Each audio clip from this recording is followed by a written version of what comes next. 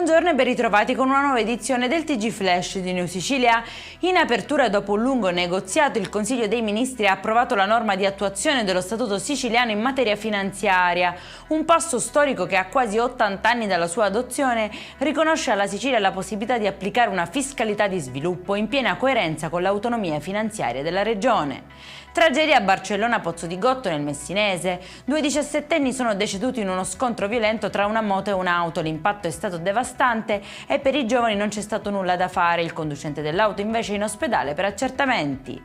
Palermo è alle prese con un'escalation di criminalità tra rapine, scippi e aggressioni anche a danni di turisti. Il sindaco La Galla ha scritto al prefetto chiedendo più forze dell'ordine e una riunione urgente in prefettura. Domani sarà a Roma per un confronto con il ministro dell'Interno. Rapina armata al Bellatrix di Catania, due uomini con il volto coperto hanno fatto irruzione nel locale minacciando con una pistola i dipendenti e fuggendo con oltre 8.000 euro. Le indagini dei carabinieri hanno portato al fermo di un sospettato, ora in carcere. È in chiusura il porto di Pozzallo, dice addio ai motori diesel delle navi ferme in banchina. Sarà realizzato un sistema per fornire energia elettrica da terra, riducendo emissioni e rumore. Il progetto da 15 milioni di euro, finanziato con i fondi PNRR, è parte del piano di decarbonizzazione dei porti siciliani.